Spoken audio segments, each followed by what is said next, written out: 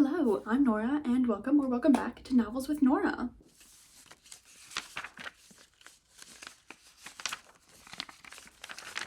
This video is going to be a bit different from all of the other content on my channel because I am only going to be talking about one book in this video, and that is, as I'm sure you can tell by the title, Sunrise on the Reaping by Suzanne Collins. And I want to preface this video with there will be spoilers because I'm going to be talking about the whole book and all of my thoughts and experiences with it. So if you have not read it and don't want spoilers, this is not the video for you. I'll see you in the next one. But if you have read it or you don't care about spoilers, stick around. Also, I want to say I will be sharing my opinions in this video. And if this is like your baby and you love this book so much and you cannot bear to hear a single negative thing about it, this is not for you because I will have some negative things to say. So again, these are my opinions. Our opinions don't have to align. You can think that this is the best book in the world, and I will love that for you, and I will appreciate what this did for you. However, that was not my experience, so I will have some negative things to say, and if you don't want to hear that, again, not for you. I'll see you in the next video, but I will be sharing all of my opinions here. I also want to start by saying that I am not like the biggest Hunger Games fan. I love the books and I love the movies. However, I did not grow up with the Hunger Games. You see, I have them right here. We love a prop. But I didn't grow up with the Hunger Games. I only read them for the first time, I think it was in 2022, 2023, when Ballad of Songbirds and Snakes, the movie, was coming out. And I read all of the books before I went to see the movie. So I have not had like the years of experience that like a lot of other people my age have had with these books, simply because I did not read them when I was younger. And I'm really not sure why, because I think I really would have enjoyed them, but I just didn't. So my experience with these novels is a little bit less emotionally tied just because I only read them a few years ago for the first time. And granted, I will say I absolutely loved them, and I love the world that Suzanne Collins has created, and I love just like the plot that she built and like the characters that she created and the messaging and the theming that she infuses into her novels. So I am a fan, don't get me wrong. I do really love these books and I really love the movies because I watched the movies before I read the books because like they'd be on TV and I'd be like, oh, what's this? And so I'd sit and watch and be like, cinema. And so I have like good, strong emotional ties to them, just not as much as a lot of other people. So I feel like I'm coming from a slightly more, I don't want to say cynical perspective, but not as like emotionally invested as a lot of other creators. And also, I want to say I absolutely love the TikTok creators who are doing so much for this series. Like the people who are on TikTok, like constantly talking about this series and like bringing up different theories and different like philosophical ponderings and tying it into the novels. I absolutely love what they're doing. That is not what I'm going to be doing. I will have some things to say, specifically with my like women's and gender studies feminist background, but I do not have like a philosophical background to be bringing in like things like that. So if that's what you're looking for, I can provide a little bit of it, but not nearly as much as some other people. So just a little PSA. Okay, so now I guess we can get started on talking about my thoughts. And I will say I gave this book a 3.5 stars, which I think is actually quite a low rating for what I'm seeing a lot of other people rate this book. I think it has like a 4.96 average on Goodreads, which is incredibly high. But I feel like a lot of that has to do with people just like loving this series, which love that for them. Like truly, I think that's so fantastic. My overwhelming thoughts when reading this, slightly controversial, is I don't know why Suzanne Collins decided to write this novel right now the way it is. And I don't mean that with any malicious intent. I just feel like one of my favorite things from the other Hunger Games novels is that when you finish it, you just sit, like you close it and you just sit there and think. Like there are so many things that you're like thinking over. And when you finish one novel, you think back over the whole thing and you're like, wow, that changes my perspectives of things. And like you just think about so much. This, I finished it and I was like, I feel like every single thing that she had wanted to say and wanted people to think on, she like handed it to her reader on a silver platter. So I don't feel like I really had to do any of like the thinking for this novel, but I will get into my thoughts. I have them kind of broken down. I took notes while I was reading and then after so that I could, originally I had planned to do like a full reading vlog with this because I put my hold in through Libby and my hold came in on the day it came out on the 18th and I just didn't get around to it until like yesterday. And so I wanted to do a vlog, but I read like the first 2 chapters and then put it down for a week and then read it all yesterday. So I had a really good reading experience. I just wasn't left with the same feelings that the rest of the series gave me. So that's kind of my overall thoughts, spoiler free right there. And now I will get into my more in-depth thoughts. So the first thing that I want to say is I absolutely love the emotion that Suzanne Collins was able to capture in this, especially because we know Hamish. We know Hamish's story, at least like for the latter half of his life. So we know how things turn out for him and like what ends up happening. And so seeing all of the hope in him and the like resistance and the rebellion in him, and we know how it ends up, is like heartbreaking. And especially, again, this is where spoilers are coming in, this is your last warning, when he's like making his alliances in the game and you see him like trying to distance himself, but also like he can't help but like taking all of these younger kids under his wing, and like he feels responsible for them. But we know what happens to them all, because in the games only one person can win, and we know that it's Haymitch. So seeing him like start to care for all of these different people and then have them all like ripped from him like that is absolutely devastating. There were at times, like when I first started, I was like, I don't know how she'd be able to like capture the emotion, because like we already know what happens, so there's not like any like edge of your seat type action, but there still was. And I think that is incredibly impressive and really speaks for Suzanne Collins' writing ability. But like there were times where I was like, genuinely, I felt like I had a pit in my stomach, and I was just like on the verge of tears, just knowing like what happens. And like specifically the scene where he's like going home and he's just like so excited to see his family again, but we as the reader know that that's not gonna happen. Devastating. When he finally gets to see Lenore Dove, his girlfriend, again, but like we as the reader know that that's not gonna last. Horrifying. Like just like I'm even just like getting full body chills thinking of it now. The way that she is able to infuse, it's almost like this like suspense that just like hangs over you, because you see him go through so much and he's like, I just want to go home, I just want to see my family, and like you can feel the dread in him because he knows something's not going to be quite right. But then he gets home and he realizes, oh, this is what it's like, and you just see him slowly descend into the Haymitch that we know from the original trilogy. Devastating. And I absolutely loved seeing that. It's just, I don't know that we necessarily needed to see it, you know, because we know that he wins the games, we know what his arena was like, we know how he won the games, and we know how he ends up. I wish that we had spent more time with him, either like his life before he got reaped, or I personally really would have loved to see him as a mentor. I think, especially when the title Sunrise on the Reaping was announced, I was immediately thinking, oh my gosh, we're going to see him as he like has to mentor all these kids who die, and it's going to be like the cyclical nature of the violence that is happening in the games, because every new Sunrise on the Reaping, he knows that there's 2 more kids that he has to watch die. And I think that that honestly would have been a better use of this novel, because again, we already know Haymitch's games. We've already been through 2 versions of the Hunger Games, but we don't know that much about the mentoring process or what it's like for the mentors, other than it has to be incredibly horrible to see all of these kids die, especially from District 12, when there have not been many at all victors. I think that showing Haymitch as a mentor, I think would have been slightly a better use of this novel, because what it is now is it doesn't really bring anything new to the table, you know? Because again, we've already seen the game, so this is like the 3rd version, actually the 4th version of the games that we're getting to see, and it just doesn't really give us anything more, especially because we already know that Haymitch wins and we know how the games go for the most part. So it just felt a little like I don't understand why we're spending the vast majority of the book on this one games. And a part of me in the back of my head is like, yes, we do know why, because of like the rebellion aspect of it and how Haymitch was involved in like a very early version of the rebellion, and we get to like see how it forms, but it doesn't necessarily like result in anything because we have Mockingjay and Catching Fire as they are. So this, I guess you could say, like provides some context for that, but at the same time, like we didn't need that context, you know, like we put the pieces together ourselves as readers. So it just felt a little like, I'm just not sure why this is the story we decided to focus on. I'm popping in from over here because I realized in editing this video that there's a few things that I forgot to mention somehow. And I want to make it very clear that despite all of the negative things that I have to say about this book and the things that I didn't love, I did still really enjoy this book and I really enjoyed my reading experience. I think that my perspective is just slightly more cynical and a little bit more negative because I don't have such like a strong emotional ties to the novels. So I feel like I'm a little bit more nitpicky with them because I'm reading them more just like, is this a good novel? Not, is this a good addition to the series, you know? And I will say, I absolutely love what this book has done for the series as a whole. I'm also kind of getting sick, so my throat, like my voice sounds a little funky, but the way it just added so much depth to so many different characters and aspects of the world, really fantastic. Like, it makes Haymitch's character so much more complex. And like, we already knew that his story was like sad and awful and that his character was like really complex, but this made it so that it was like, oh my god, we fully understand all the complexities of him as a person.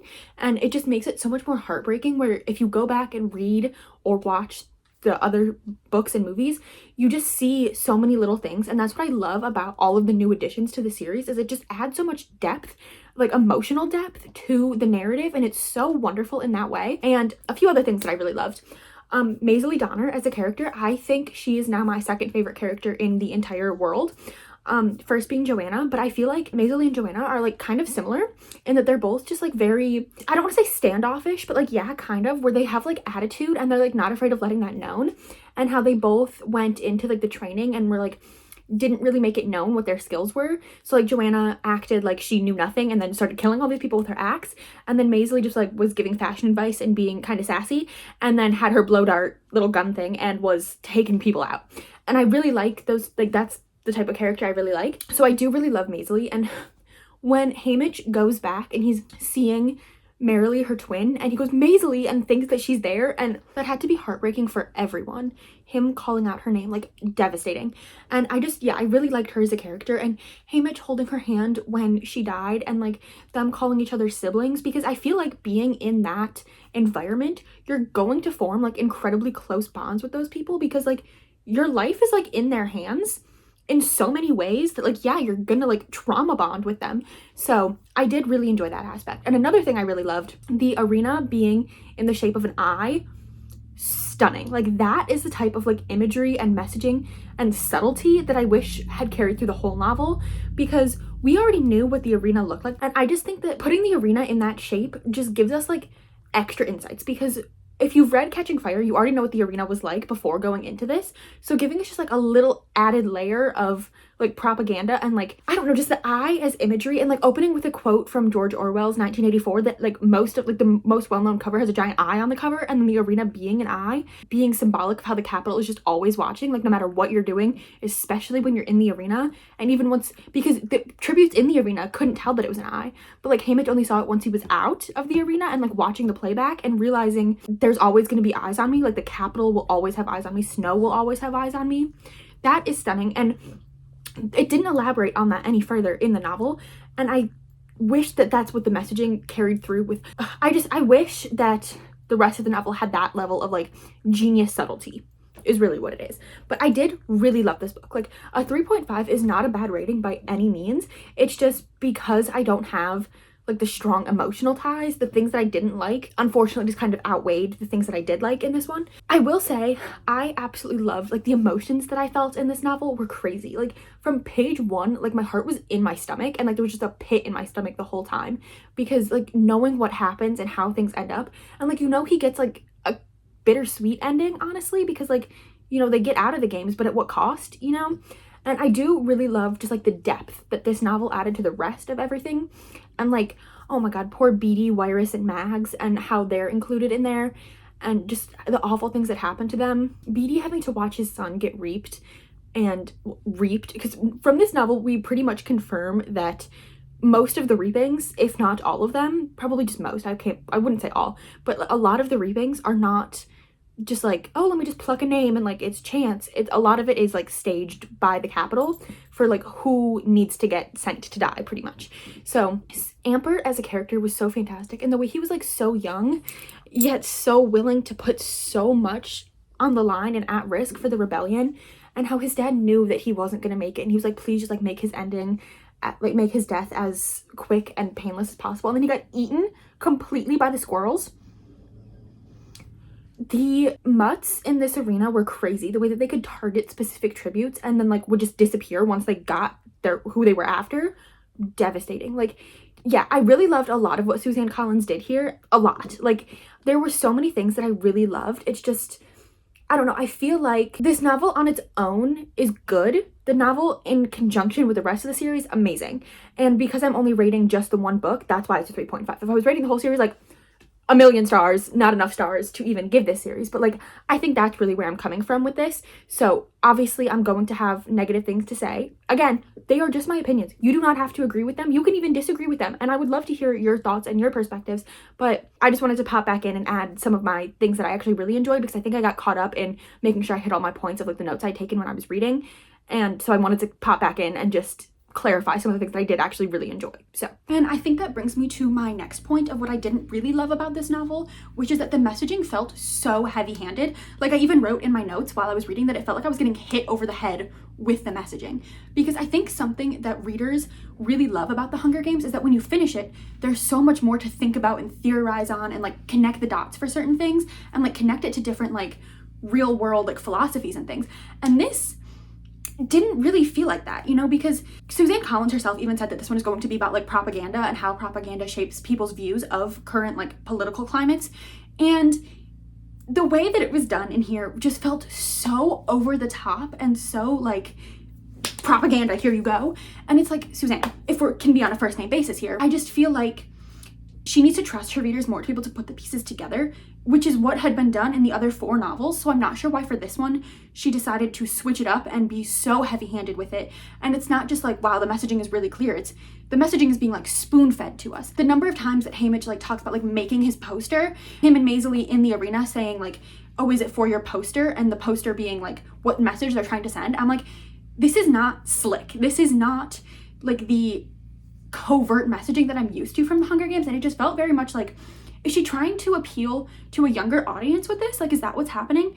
But also at the same time, I know that's not the case because most of the people who are picking this up are people like my age and maybe even a little bit older who grew up with the Hunger Games and are so excited to have a new iteration of it.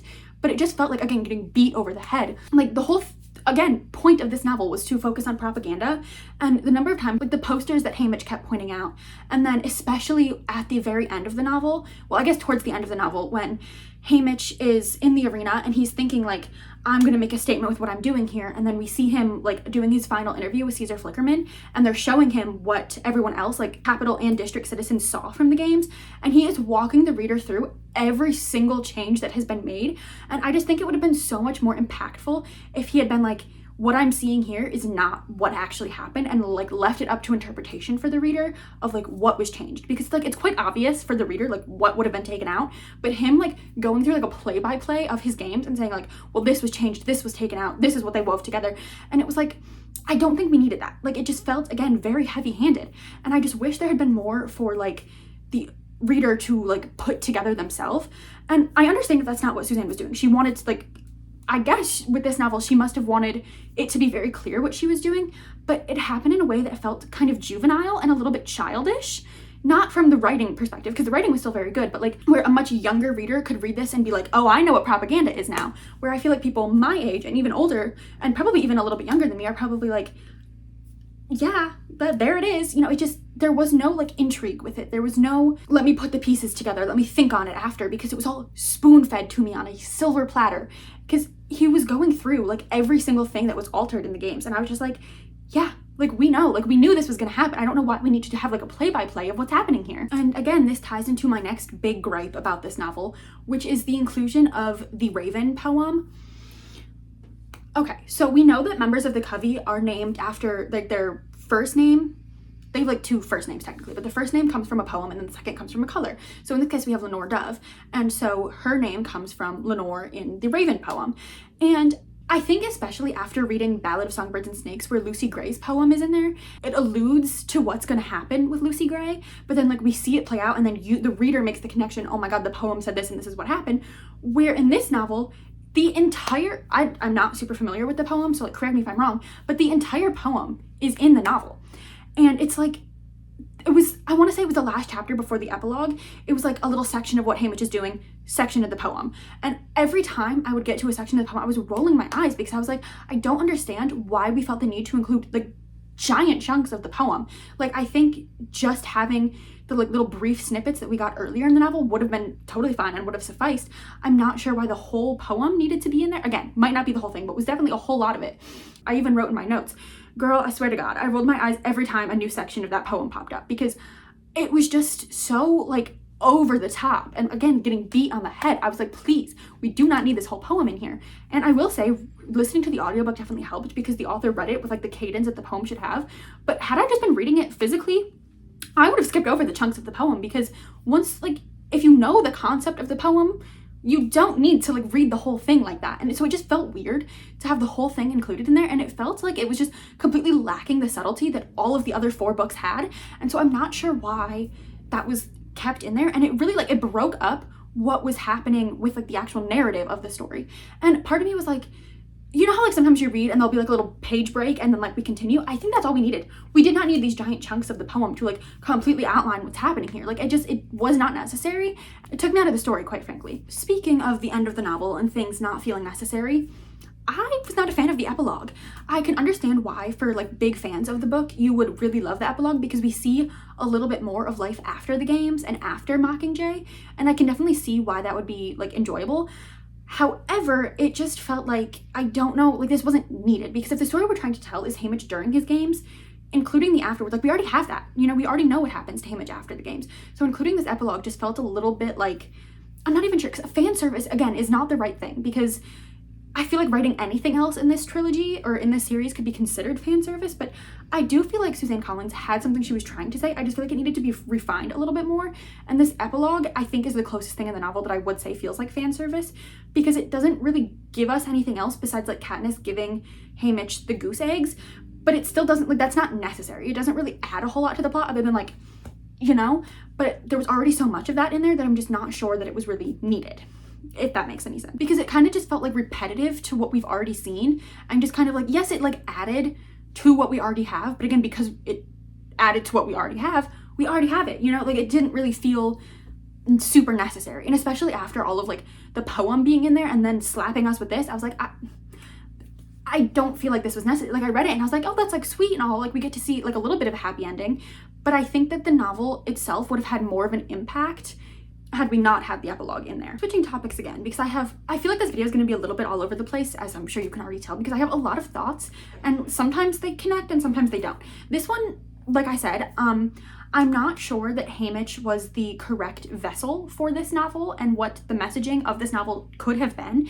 And I feel like, again, if we wanted to use Haymitch, I think that it should have been him as a mentor or him in his early life, because we already know how his games go. So there wasn't really like a whole lot of nuance to be had. Like there was, but at the same time, there just, I feel like could have been more to be said if we focus on him as a mentor, because that is something that we don't know a whole lot about, like what the mentoring process is like from the perspective of a mentor.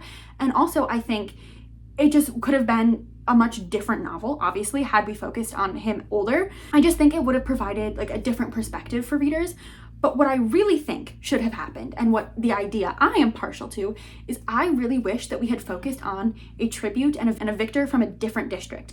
I think that especially with wanting propaganda to be like the main driving theme of this novel, I think that giving us the perspective of a victor from a different district, especially one closer to the capital and more tied to the capital, I think would have really like honed in on the theming of propaganda without having to be so obvious. Because especially, we already know so much about District 12. Like District 12 is this like fully established breathing world that we already have, and we don't know that much about the other districts. So I think it could have been super interesting to then like build a new world for a new district. And I also think that it would have made this novel feel more different. Personally, Joanna is my favorite character, and so I really would have loved to see her as a victor, especially in District 7. I think focusing on any of like the lower number districts and the districts closer to the capital, because they feed in more and believe in more the propaganda that the capital is spewing, where District 12 being so far removed from the capital, I feel like is like the propaganda doesn't really work on them the same way it does on districts closer to the capital. So I think if we wanted propaganda to be the theme, which we did, Suzanne Collins herself stated that that's what she wanted, I think that using a different district could have worked better, because like we could have seen even like one of the careers. I was thinking about this last night, and how fascinating would it have been for our main character here to have been one of the career victors who like goes into the games and like has all this propaganda of like, yes, like volunteer for the games and like fight for your country, and like all of this propaganda of like doing the right thing by going into the games, and like being taught their whole lives that they're going in to like kill all of these kids. And then when they come out and they just have to like reacclimate to regular life, and they realize that like being in the games is not at all the same as like training for it, and like actually killing people like takes a toll on you. And I think we really could have seen like the full effects of someone like becoming disillusioned of the propaganda of the capital. And I think that would have been incredibly fascinating. And also I think it would have given us a new understanding of the careers. I saw a theory on TikTok of someone who was saying like, I wonder if the careers training as much as they do and volunteering for the games was actually like a form of resistance, so that they're showing the capital like, we're not going to let you take like our young kids. We're going to train our kids to go in and fight and come out alive, because that's not what you want, but that's what we're going to have happen. And I think that's really interesting. And again, I think this novel could have been so perfect, and the theming in here would have worked so well for a different district, because again, we know so much about District 12, so we're not really learning anything new about the district or the people in the district, especially because like everything else, like all the other novels take place in District 12. So I think giving us something different would have been super fascinating and would have led to just like so much more frenzy about this book, honestly, because getting that, like a full book's worth of information about a different district would have been so incredibly fascinating. So I feel like this was really a missed opportunity, especially because, like I said, I feel like propaganda really affects those closer districts so much more than it would District 12, because again, they're already disillusioned. They are like the poorest district all the way out there, completely like neglected by the capital. So propaganda isn't going to work on them the same way that it would those more rich districts. So I think that, again, focusing on someone from a different district would have just like made this book, but that's not what happened, and I'm honestly a little disappointed about it. Another reason that I wish that we had focused on someone else or a different point of Haymitch's life is because we know what happens during his games. Like, we know what the arena was like, we know that he wins, we know how he wins, and like, so we know what the game makers were like targeting him with, and then we know what happens to him after. So I feel like there wasn't a whole lot of like shock in this novel. There wasn't the like on the edge of your seat aspect of it. There definitely were still aspects of that, but not as much as if it had been like something completely new that we weren't as familiar with. Like, even just if it was the same novel from a different character's perspective, we would have been so much more, we as the reader would have been so much more intrigued, because we would have no familiarity with the character, where this time we do. Speaking of things I did not enjoy, there was a throwaway comment in here. And I was reading it and I was like, unless we circle back to this feels so gratuitous, and like, why was that not cut? So when Haymitch and the other District 12 tributes they're with Plutarch and they're working on like getting like pictures and stuff for like the propaganda, and Plutarch says that he like got what he needed and he can like edit all the clips together, but like it might take some time. And he says, direct quote from the novel here, Plutarch seems genuinely happy, saying he's going to be able to edit the clips together into some fine propos. He sighs when he mentions the tools that were abolished and incapacitated in the past, ones deemed fated to destroy humanity because of their ability to replicate any scenario using any person, and in mere seconds he snaps his fingers to emphasize their speed. I guess it was the right thing to do, given our natures. We almost wiped ourselves out even without them, so you can imagine, but oh, the possibilities. And this is so clearly talking about AI, and I was like, oh, okay, very like timely subject to include in here, but we never circle back around to this, so it really just felt like Suzanne Collins trying to like cash in on like a very current subject, especially because Suzanne Collins does not tend to like speak out about certain things, especially when we were dealing with like, still dealing with the whole issue of like LibGen and Meta, like the whole company of Meta taking people's novels, like works that they've worked so hard their whole lives on, and feeding them into AI to do its own thing. And most definitely, like, I haven't checked, but most definitely Suzanne Collins' novels, all of them have been fed into this AI generator, and she never once spoke up about this, to my knowledge, because she doesn't have any social media. So the fact that she put this in here but will not say anything actually publicly just made me a little upset, honestly. And it just like didn't need to be there, right? Because we never circle back to this like AI system that Plutarch is mentioning, never mentioned again, never mentioned before. It's only here in this, and it felt a little like, okay, thanks for sharing, you know? There was another kind of throwaway comment, and I have my computer here for it, but I remember reading it and thinking, oh, I wonder why this has never been mentioned before. And it's, Clerk Carmine doesn't comment on her state, just shoots me a look that says he holds me responsible, then turns on his heel. He never paid me much mind until Lenore Dove and I got serious. Since then, nothing I do seems right. I once told Lenore Dove I thought he just hated love. That's when she revealed that he'd been together some 30 years with the fellow in town who replaces busted windows. They have to keep it quiet because loving differently can get you harassed by the peacekeepers, fired from jobs, arrested even. Given his own challenges, you'd think Clerk Carmine would be a champion of our love. I'm certainly supportive of his, but I guess he thinks Lenore Dove could do better. And I'm like, okay, Suzanne Collins introducing homophobia into the Hunger Games novels. And like, I guess it makes sense for like the state of the world that she's built in Panem, but it's never been mentioned before and never gets mentioned again after that. And it just feels a little like the novel would have been the same without it. So I'm not really sure why we felt the need to include it. Like, you know, again, it makes complete sense for Panem and what we have going on here, but because it's never been mentioned before and will probably never be mentioned again, especially not in this novel, like it never circles back to anything, so it just feels like she's just trying to like add in like current issues. And like, I completely understand that, like these novels reflect our current state, but the way she has done it just feels a little like backtracky, you know, because again, it's never mentioned in any of the other novels and it will probably never be mentioned again, so it just feels a little like, you know, I like the inclusion of having like a queer character in here, but to then suppress him even further, it just felt a little like, thinking about it now, I do kind of appreciate it because it is touching on something that I'm sure people have wondered, which is there homophobia here? And clearly there is, but it also just feels a little like, why wasn't it mentioned sooner? And I wonder if she had wanted to mention it sooner, but her publisher or editor was like, no, not gonna fly for these times. So you know, I do have a lot of questions for Suzanne Collins about this, but yeah, so that's just, you know, another thing that kind of ticked me off, because again, I remember reading it and thinking like, okay, homophobia, all right, and then wondering if this was going to like circle back around to anything, and it doesn't. And I think that's kind of what grinds my gears here, is because like the mentions of AI and this homophobia, I wouldn't have a problem with if they like factored into the story at all, but they're kind of just like there to be there. And I think that's ultimately the problem I have with these things. Moving on now to President Snow. I think that, first of all, some of the scenes with him are really funny. Like, I've seen people recreate the milk scene when he's like choking on poison and Haymitch is like chugging the milk on TikTok, and it's super funny. However, Snow in this novel does not feel the same as he does in the other novels.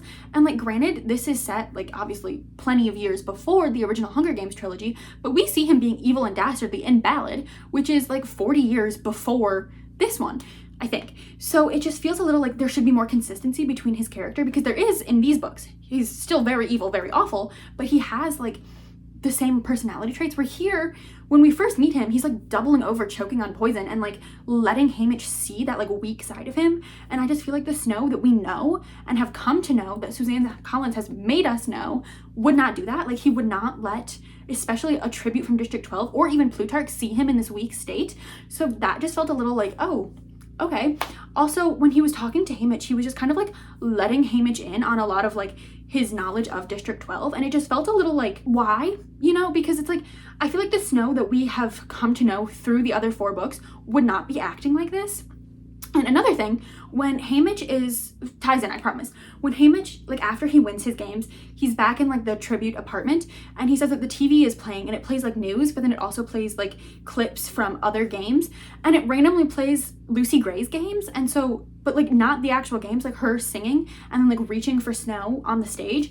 And I'm like, that is so weird that that was included. That to me felt like fan service. Like, if anything in the book, that right there was it, because we know that all footage of the 10th games have been completely wiped out. Like, Snow has pulled them out because Lucy Gray like made a fool of him, and he does not want anyone to see that. So then like purposely playing that for Haymitch felt a little like, why? Unless like Snow really wanted him to know how much he hates District 12.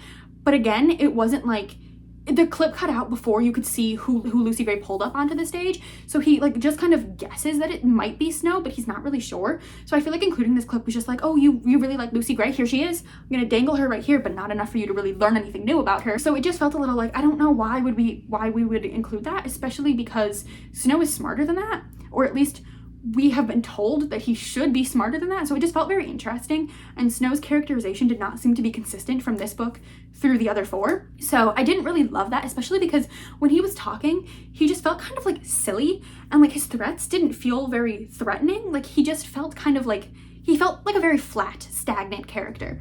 And that's obviously, like, we know that's not true of him. We know that he's a very complex character, and this did not do a very good job of showing that. So super interesting there, and I'm not really sure what happened there, but I do wish that Snow's characterization had been a little different in this novel. I will say, overall, I did have a good time reading this novel. Like, I did have fun. Despite all that being said, there are some things that I did really enjoy about this novel, and I think a lot of it takes place before and after the games. I didn't really love that so much, just because again, I feel like we knew, you know? And so one of the things I really enjoyed was when Haymitch is watching the reaping, he says, for the first time, I understand that when they show the reaping live, it isn't really. And I think that is like the type of messaging that we have come to know from the Hunger Games, where it's not saying directly, oh yeah, they completely change everything to make it different so that what we're being seen is what they want us to see. Because like, we know that when he says that quote, we know that's what he means. And I just wish that there had been more subtlety throughout the novel, especially with the way that Haymitch's reaping goes. So I do want to talk about that for a second. So Haymitch was not supposed to be reaped. What had happened was crazy. I was not expecting that, because again, I think that's one of the things that Suzanne Collins did really well with this novel, is like taking the story of Haymitch that we think we know and then adding in like these few plot twists, and we're like, oh, so it's like so much worse than we thought. Because his name was not called in the reaping, someone else's was, but then he tried to run and got shot, and Haymitch stepped in to protect Lenore Dove, and he ended up then just getting dragged into everything. And that to me just really shows that like the reapings are rigged. Like, they do not care what name they pull out of there. The Capitol is going to make it work for their own gain. And I think we also saw that with Lucy Gray, and how it was kind of like implied quite directly, honestly, in my opinion, that the mayor of District 12 kind of like put her name in there because she was causing too many problems. He didn't want her there. And I think that really just goes to show, you know, the reapings are rigged, and it just really is very awful. So I did like that inclusion, and I did like how we see how quickly the peacekeepers and the people from the Capitol step in to rearrange everything and get everything back in those 5 minutes that they have to put it back on TV and get everything the way that they need it to be. That, to me, I really enjoyed, and that was what I wish the theming had, like the messaging had been throughout the entire novel, because it wasn't like, oh, they need us back in their places because it doesn't look as good on their TV. It was more just like, everything happened so quickly, and like they knew exactly what they had to do to like make things work for them, and that I did enjoy. This is going to be a bit of a longer piece here. In reading this novel, it made me think about how a lot of the District 12 kids, specifically from the scene, have like quite a few siblings, and we see this in other districts as well. I remember specifically from the movie, because the image is just so ingrained in my head, when Katniss is like apologizing to Rue's family for not being able to protect her, we see how many siblings that Rue had, and you would think in this world and in these districts that the families would not want to have that many kids because of what they know is going to happen to them. But I think that using a reproductive justice lens, we can kind of see why this would be. So I'm going to share with you the quote that like really made me start to reflect on this point, and is, one of the assistants appears with a tray of glasses filled with a pale liquid. He accidentally offers one to me, champagne, before he realizes his mistake. Whoops, none for the children, says Drusilla. So then it really made me start to think, especially with this next quote, then Haymitch says in response, old enough to fight to the death, but not old enough to drink. Again, this is like the messaging that I specifically love from the Hunger Games, where it's more like subtle in there, and like there's just like little quotes like that that are like barbs that like stick under your skin and like really make you think. And for me, this made me think like the way children are viewed here, and the way, like, again, reproductive justice. So if you're unfamiliar with the term reproductive justice, I have this whole thing typed up here that I'm going to share. Specifically, the Sister Song definition of reproductive justice. Sister Song defines reproductive justice as the human right to maintain personal bodily autonomy, have children, not have children, and parent the children we have in safe and sustainable communities. And obviously, if we just apply that to specifically District 12, specifically the seam within District 12, that is not a safe or sustainable community. However, it made me think more about, like, again, why do the families in the districts have so many kids? And so here is what I had to say while I was reading. This led me to thinking about how so many of the families, at least in the seam, have a lot of children. I was wondering if the Capitol provides any sort of birth control, or if district citizens have come up with their own more holistic forms of birth control. But then I remembered that after the Dark Ages, the population of all of Panem was severely depleted, leading to a need for more children to repopulate. Thus, the Capitol most likely does not provide any form of birth control, especially as they need the labor of the districts to keep the country running. So then what about families and parents in the districts? Wouldn't they not want to bring children into a world that devalues them so violently? The Capitol has made it so that they almost have to have children in order to survive. Only children are eligible for tesserae, the system of like gaining more resources, I guess. So if families need extra help, they need children to be able to have access to that help. Additionally, especially in hard labor districts, like District 12, that labor takes a toll on the body, making it so that you are only able to work for so many years, and then what happens after that? You need children to rely on to take care of you and to continue to bring home an income. District 12 is interesting as children are not allowed to work until they turn 18, which is like Snow's punishment on District 12, so that the kids who then go into the reaping are significantly less prepared than kids from other districts. But in other districts, the children start working much younger. This furthers the notion that families in 12 would have more children to be able to collect tesserae to help out before they're able to work. But what about Katniss and her aversion to having children, as she refuses to bring children into this world? I really like this aspect of her character, as she is forced into an adult role far too early in her life because of what 12 did to her parents. However, at the end of the series, she does have children. Does this reinforce the notion that all women should strive towards motherhood? I don't think so. I think it shows that she truly believes that change has occurred and will last. She finally believes that she is living in a world that she wants to bring a child into. In this way, one tenet of reproductive justice has been met. And the reason I read that word for word is because I don't think I could say it more eloquently than I did right there. But yeah, because I feel like people, specifically in the districts, they need to have kids to be able to support them, because the kids are the only ones eligible for tesserae. And also, again, as you get older, especially working in the mines, it depletes your body so much faster than like desk work, which doesn't really exist in the districts. So having more kids makes it so that you create almost a more sustainable environment, because you're relying on the kids to sustain yourself. So again, the Capitol will not be providing birth control because people in the district stop having kids. They would stop having people to send into the games, and it just really made me think, right. And specifically, it wasn't necessarily this novel that made me have these thoughts. It was that one quote of Haymitch saying, old enough to fight to the death, but not old enough for a drink, combined with the scene of Rue's family. So I really think that that was very interesting, and I'm glad that I read this novel because it at least led me to these thoughts. And I think that reproductive justice is something that is really only ever seen as like abortion, and like that's where we typically end it, but it goes so much farther beyond that. And I do think that it can be applied so heavily to a lot of aspects of the Hunger Games. So really glad that this novel was able to facilitate those thoughts for me and lead me to writing what I think is quite eloquent. There were also a few just like funny things, which I feel like you wouldn't expect from a Hunger Games novel, but also like there are a few like lines and like one-liners from certain characters throughout all of the books that like really are just like kind of funny and like stick with you. And in this one, it was Drusilla talking about Magno Stift, the like District 12 fashion designer guy, and he is a freak, but he really likes to like dress himself with like live reptiles. And at one point Drusilla goes, because he's a reptilian freak, and that like made me have to like pause reading and just like laugh, because that's so funny. Like it's lines like that that like makes you realize like these are real people, and like especially like the people from the district or the people from the capital, they do not see any of what's happening as like a bad thing at all. They're just like in their own worlds doing their own thing, and I think that things like that really show it. And that was just too funny because he is a reptilian freak. If you've made it this far into the video, you're in for a little treat, because I have a little sprinkling of something that like is not a fully formed thought, but it's something I still want to share, because I feel like I said at the beginning of the video, there's other like Hunger Games content creators who can talk on this point much more eloquently than I can, but I do still want to share it because it is something that I found. So in the Ballad of Songbirds and Snakes, this is the Barnes & Noble exclusive edition with a Q&A with Suzanne Collins, and the interviewer asks her about philosophers, I guess you could say, of Hobbes, Locke, and Rousseau. And he says, that feels like a great springboard for this conversation, since I know these philosophers and their conflicting constructions of human nature were key to what you wanted to explore. Did the novel start with these questions and then find its story, or vice versa? And she says, with the two series, the Underland Chronicles and the Hunger Games trilogy, my goal was to tell stories for young audiences that examined aspects of just war theory. If you focus on that topic long enough, you naturally arrive at the question of human nature and why we tend towards conflict. And that made me really reflect on a lot of the things that happen in this novel, especially going back to the quote that I had before about AI and what Plutarch says, especially when he says, I guess it was the right thing to do given our natures. We almost wiped ourselves out even without them, so you can imagine, but oh, the possibilities. And Haymitch in his internal monologue says, yeah, it's amazing we're here at all, given our natures. And that, I think, really put them together, and I think this speaks to like the broader overarching theme of the Hunger Games as like a whole is human nature. And especially throughout this novel, I wish that we had focused more on this, but I don't know if it's solely Plutarch or if it's other higher up members in the capital as well who kind of point out to Haymitch, he's like, you and the other tributes far outnumber the peacekeepers here. Like if you guys just like chose violence, you could overwhelm them and you could then like do something and like make a statement, but you choose not to. And why is that? Like, why is your nature not having you do that?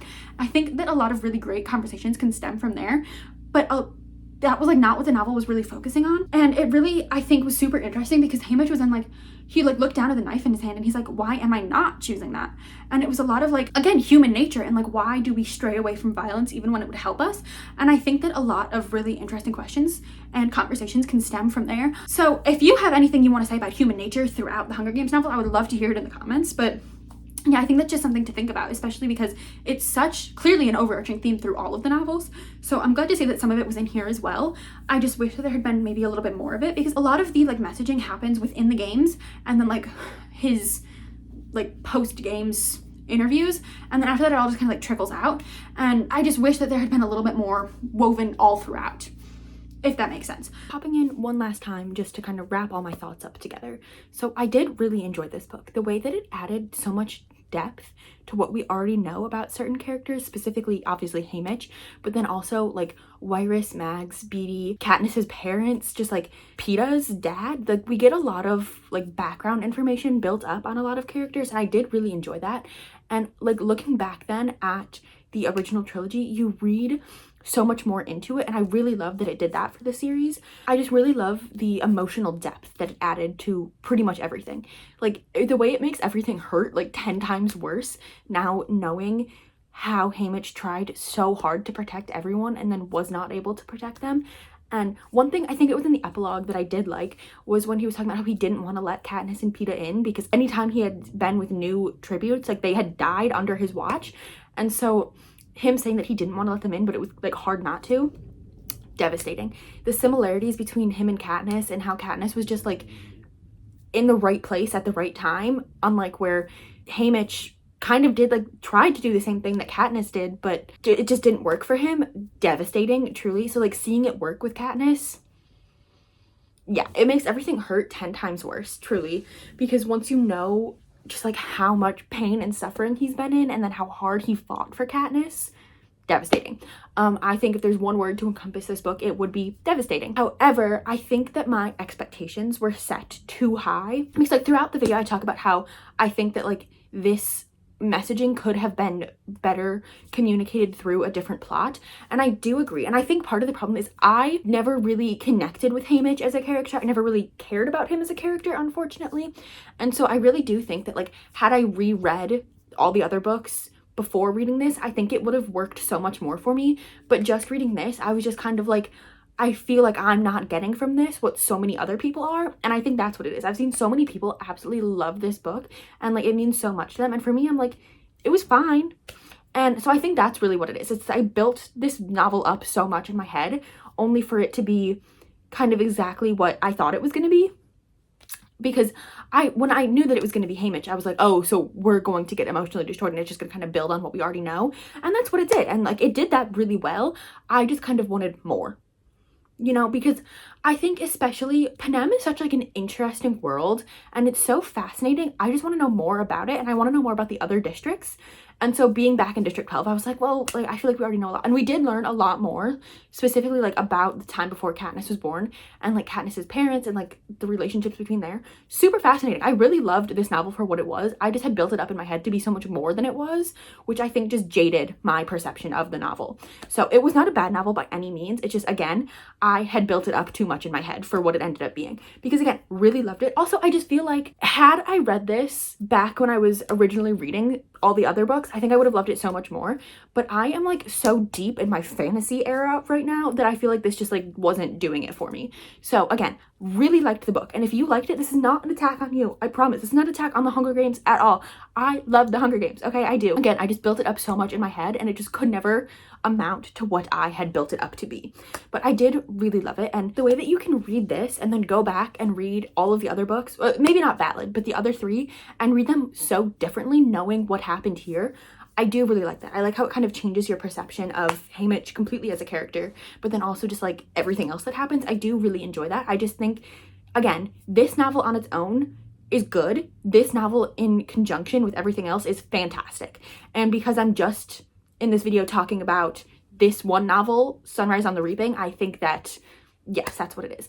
And I don't know if it's just that I've evolved as a reader, and I feel like it probably, I don't know if it's that, but that might be what it is, that I feel like we're lacking some subtlety. I really do feel like it was more like, here you go, and not so much like, oh, here it is, you know? And again, I don't know if that's me as a reader, because I was like going into it looking for the themes of propaganda, because I'd already known that's what it was going to be about going into it. And so my perceptions of it definitely could have influenced my reading experience of it, but I do feel like it was just missing some of the subtlety that I really love from the Hunger Games novels. So overall, yeah, 3.5. And again, that's not a bad rating. I really enjoyed this book. I just think this book in the series is so much better than this book on its own. But again, I did enjoy this novel. I did have a good time with it. I do not by any means think that a 3.5 is a bad rating. And especially given how many negative things I had to say about it, my reading experience was highly enjoyable. I had a lot of fun reading this, and which is not really something that you want to say for a novel that's like this dark and like gruesome, but at the same time, like it's always nice to like dive back into a world that you're familiar with. And I did really enjoy like being back in this world, you know, even if it was kind of repetitive. I do think that it was a valuable read, and I did get like a few things from it, like my reproductive justice take, but I just think that, again, from a different perspective, from a different district, the theming of this could have been carried through so much more powerfully.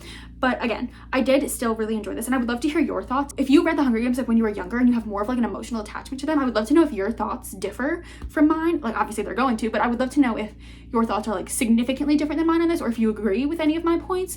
But I would really like to know what you thought of this novel, and if you disagree with me on any of my takes or anything, I would really love to hear about that, because I think something that's so wonderful about these novels is like the door it opens to all of the conversations that we have about these novels and about different theories and different things that we think about them. So I would really love to facilitate some of that in these comments. So again, if you have anything to say about this, please let me know in the comments, and I would really like to know what your thoughts were and how you rated this. Otherwise, I have been filming for close to an hour, and those are all of my thoughts that I have, at least for now. I'm sure every day I'll think of something new that I want to share, but for now, that's what I have to say, and it was quite a bit. So if you made it this far, thank you so much for being here. Thank you for listening to me yap for this long. I hope that you gained something from this, and I hope to see you in the comments, and maybe even liking this video and subscribing to my channel, because I would really appreciate that. So again, thank you for being here, and I will see you in the next one. Bye!